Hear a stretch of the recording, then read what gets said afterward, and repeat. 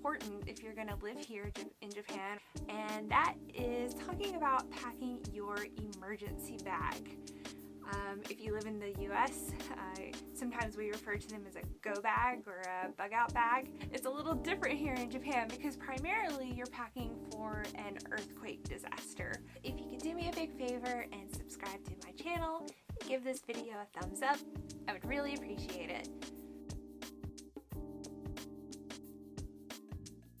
I've experienced maybe a total of 4 earthquakes since I moved here about 2.5 years ago. The first one was actually the very first day that we arrived in Tokyo. We had just arrived at the hotel, the Keio Plaza, where we were having the jet orientation, and we hadn't been in our hotel room maybe 5 minutes, and my friend Claire goes, Are we moving? And sure enough, I looked at the closet and the hangers were like swaying back and forth. And I was like, yep, we're moving. All right, day 1 earthquake. Let's do it. But it was a really small one and it was fine. It wasn't scary at all. I'm really fortunate that in my prefecture, we don't have a lot of earthquakes. We're on the western coast and kind of in the central part of Japan, and there hasn't been a major earthquake here in many years. Honestly, I would still take an earthquake over a tornado any day. Yeah, I don't miss that at all.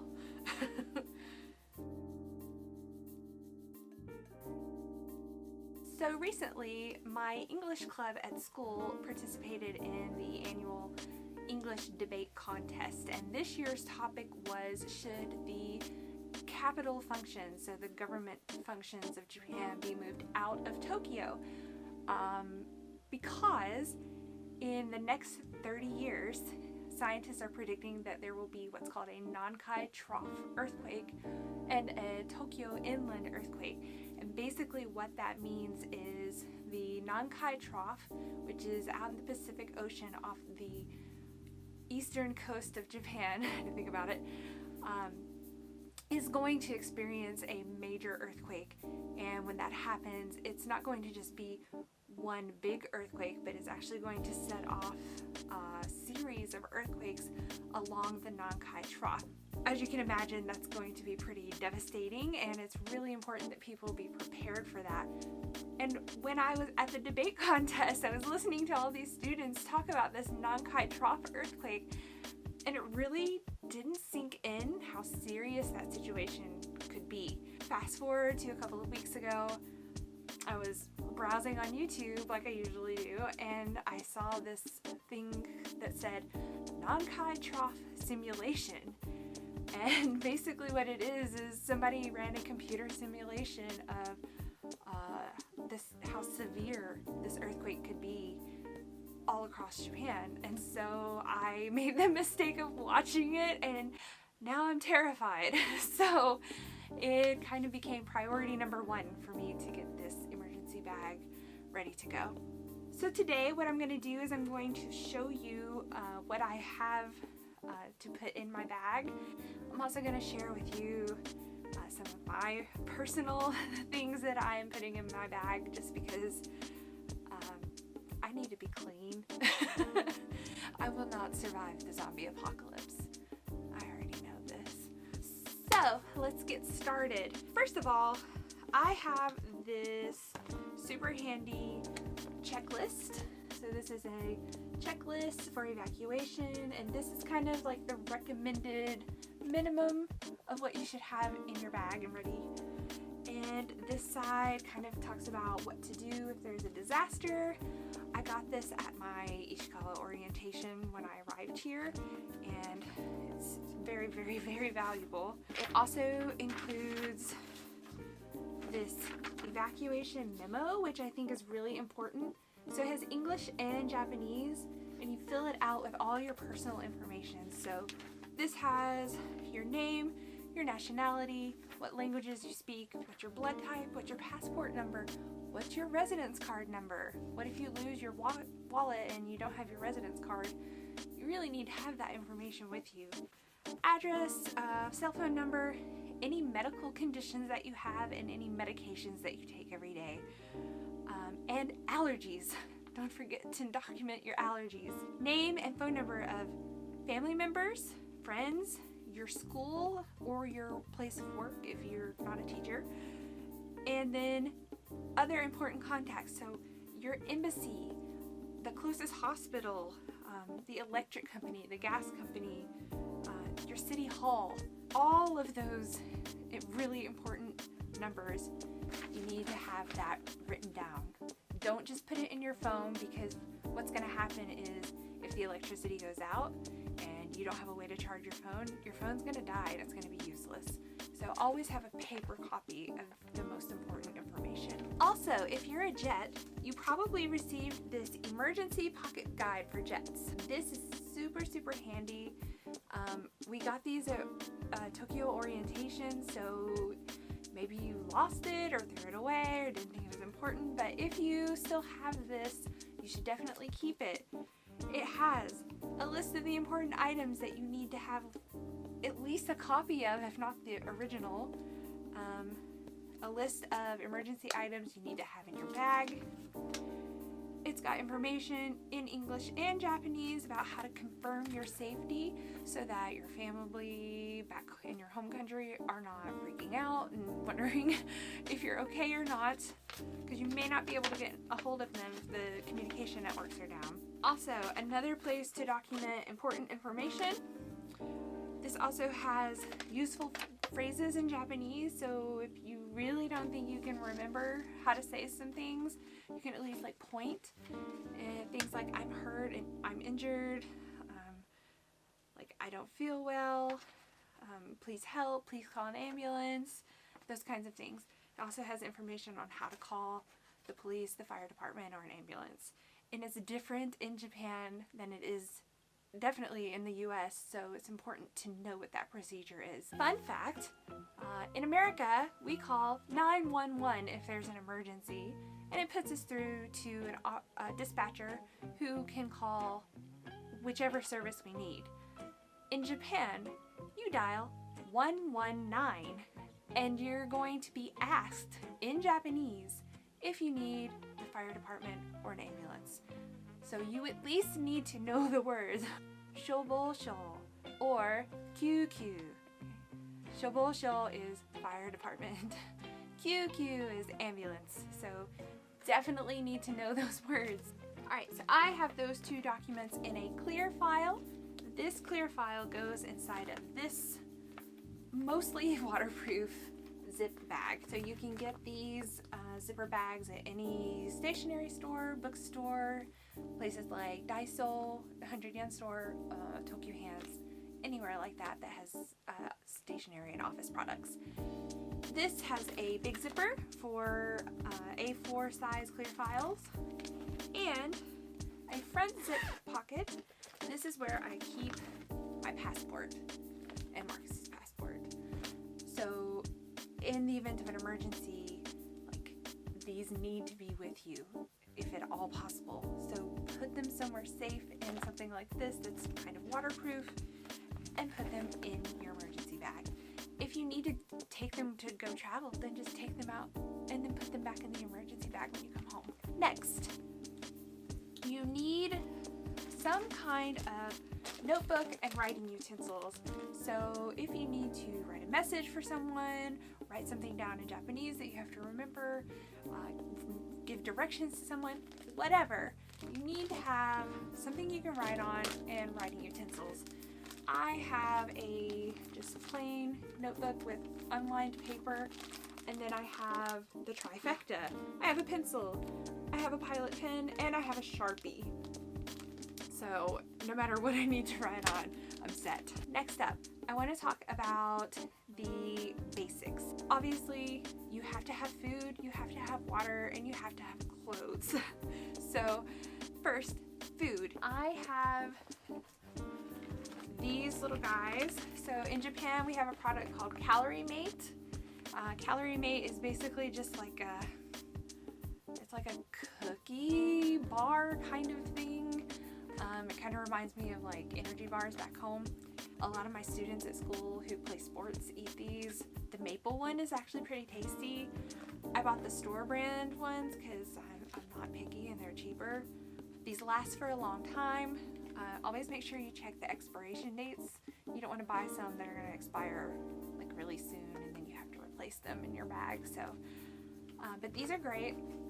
I have maple flavored for the morning and I have cheese flavored for the afternoon. So, yay. I have enough bars here. I could eat these for about 5 days. So, I would be good to go for a while. I also have these little like vitamin packs. They're kind of like jelly drink things. This is a protein pack. Obviously, if you're eating Calorie Mate and only Calorie Mate every day, then you need to put some protein in your body too. So these are important. Next, water. So you need to buy 1 liter bottles of water. I have 2 of these. However, realistically, I can't really carry both of them in my bag.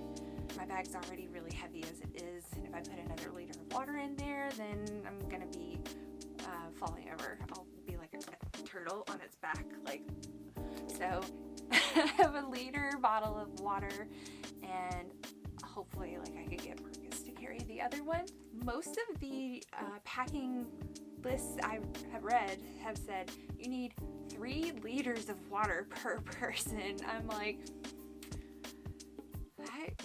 there's no way. I can't even carry 2. How am I going to carry 3? So, but yeah, that's the recommended, about 1 liter a day. So 3 liters would last you for 3 days. So, side note, my mom and dad were serious doomsday preppers and totally believed that Y2K was going to happen. I told you it wasn't. But that aside, thanks for instilling this value in me, because now I see how important it is to be prepared just in case. I have basic first aid supplies. I don't have anything too crazy. I have a pack of various size bandages, and in here I have some antibiotic ointment. This is a Japanese one. The very basics. I also have some ibuprofen in my cute little Luna here. So this is just ibuprofen from America, actually, so it actually works. If you've never taken Japanese medicine before, especially the over-the-counter stuff, it can sometimes be a little weak compared to what we're used to back in the US. So just a heads up, if you buy Japanese brand like ibuprofen or that sort of thing, you might want to check the dosage and make sure it's what you're used to. I also have some antiseptic cleaning stuff. It's not really hydrogen peroxide like what we would use in the States, but it's something similar to that. It's for cleaning cuts and scrapes and that sort of thing. I don't have it with me, but I'm going to pick some up soon. I recommend making sure you have some antacids, like some Tums, and some diarrhea medicine.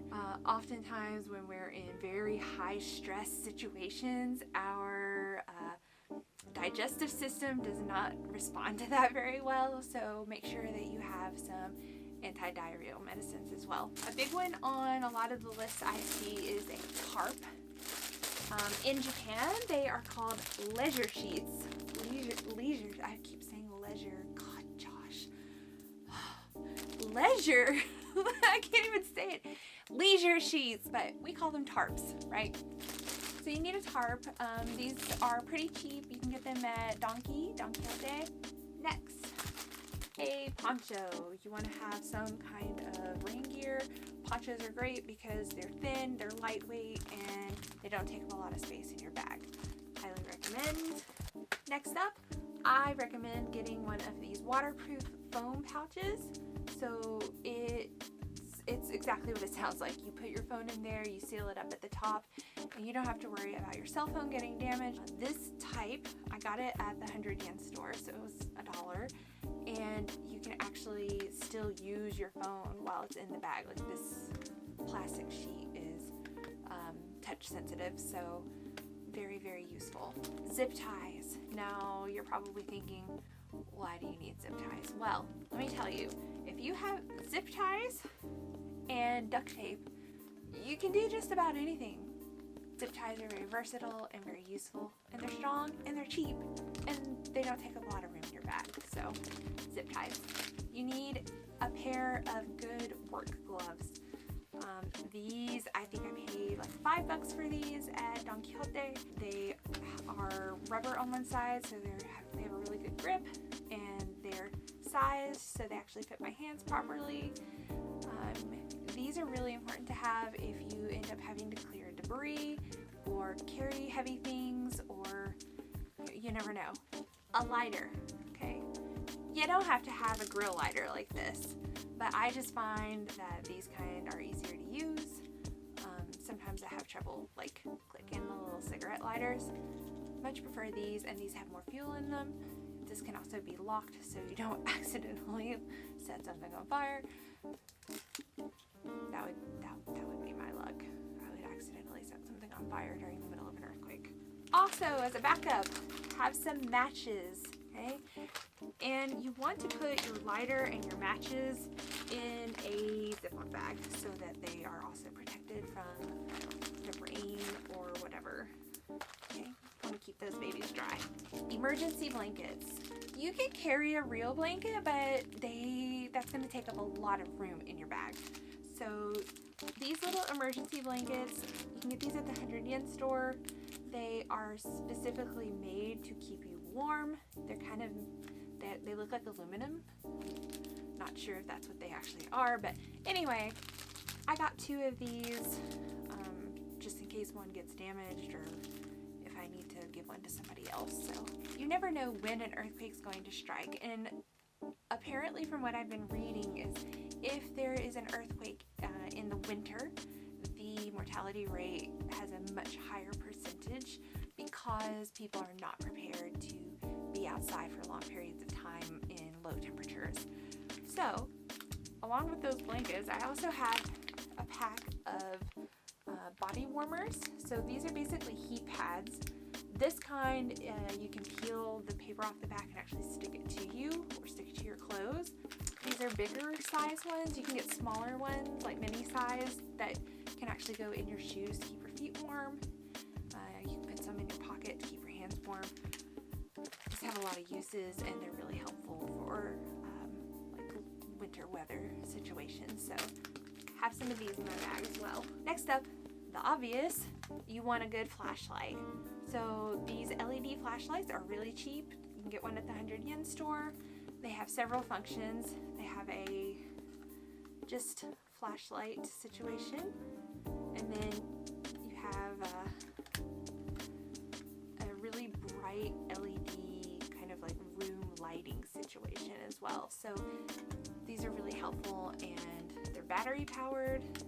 So you want to make sure that you have spare batteries in your bag as well, because they're not going to last forever. This one also has like a little handle, so if I wanted to, I could just use a carabiner like this and clip it onto on the side of my bag, and then I still have my hands free and I have lights, so super useful.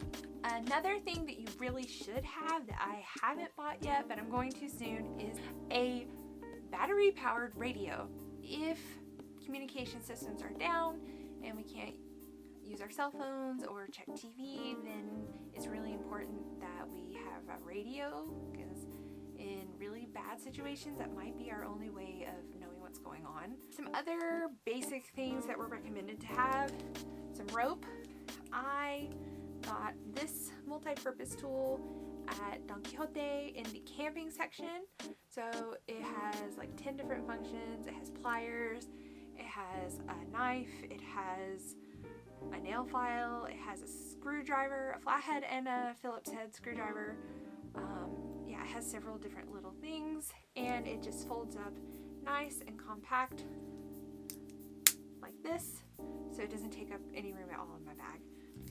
Next, so this is something that might be a little embarrassing for some of you, but look, the reality is that we all poop that's it. We're humans. We all do it.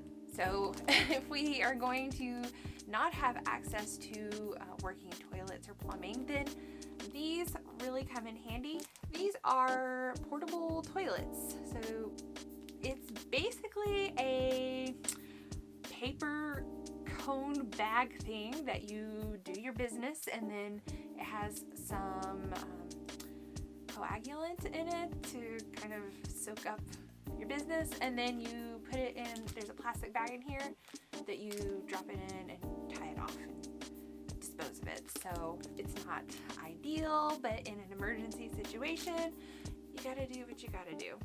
On that note, I recommend having a dry, clean pair of warm socks and a clean pair of underwear. Some people could say, oh, I don't need a clean pair of underwear, I'll just wash the ones I have. That's fine if you're one of those people.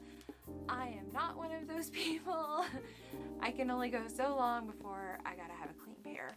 Also, the socks are really important because chances are your feet are gonna get wet at some point, and you do not want to keep wet socks on your feet for too long.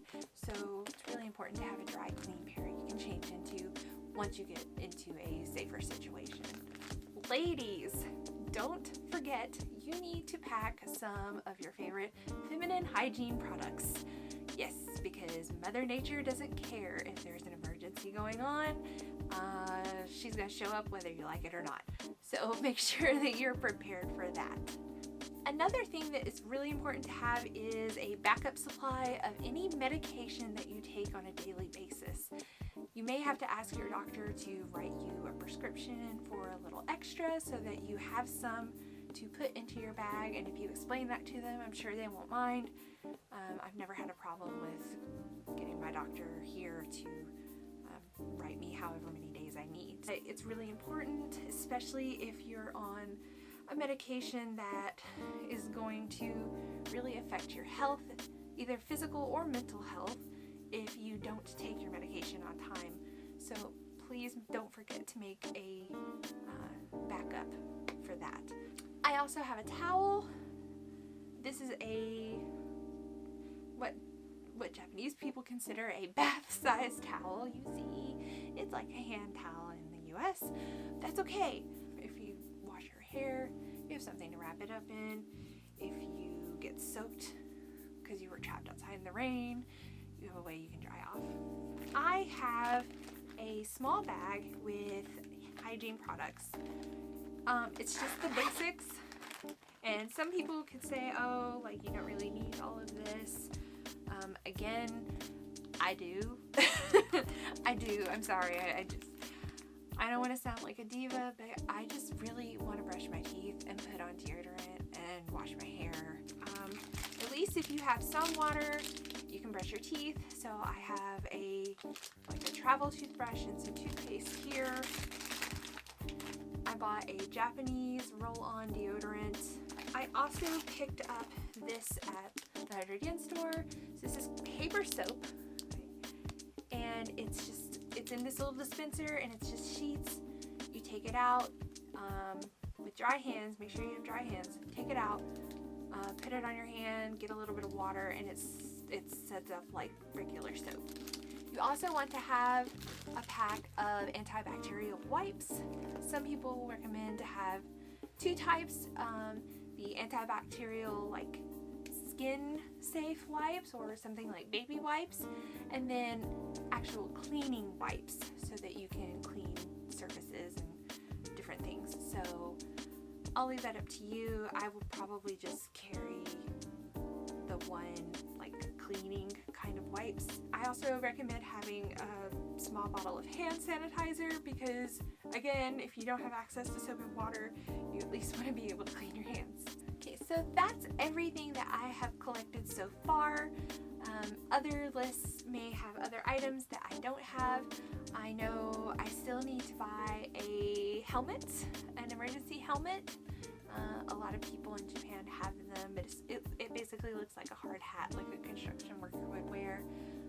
But it's to protect your head if you are exposed to any falling debris or anything like that while you're trying to get to your evacuation center. For me personally, my evacuation center is about 3 blocks away. It's gonna take me about 10 to 12 minutes to walk over there. You know, that doesn't sound like very far, and it's not, but when you're in an emergency situation and, you know, you have all kinds of things like falling around you or things that are not secure, then it's important to protect your noggin. A few final notes. If you live in an apartment that has gas, make sure you turn the gas off before you evacuate your apartment. In the event that there is a severe earthquake, you want to protect yourself first and foremost. Don't worry about your stuff. Stuff can be replaced. You cannot. So take care of yourself first. You want to hide under a sturdy table, or if you don't have a sturdy table, then stand in a strong doorway that is not going to expose you to anything that could potentially fall and hurt you. Once the shaking has stopped, you want to turn off your gas, like I said, and you want to evacuate quickly. You want to have your bag ready to go so you can just grab it. I actually keep my emergency bag next to the door, so if things get real scary, then I can literally just grab it as I go out the door. I hope that this gave you some ideas for what you need to get for your own emergency bag. And Mom and Dad, I hope this makes you feel better to know that I am prepared in case something happens. I promise you raised me right, so don't worry about it. I'm good. Okay, so that's it. I'm gonna stop rambling about this now. I hope that you have gotten some useful information out of this. If you have any questions, don't hesitate to leave me a comment. You know, I'll reply to it as soon as I can. That's it for today. I'll see you next time. Bye!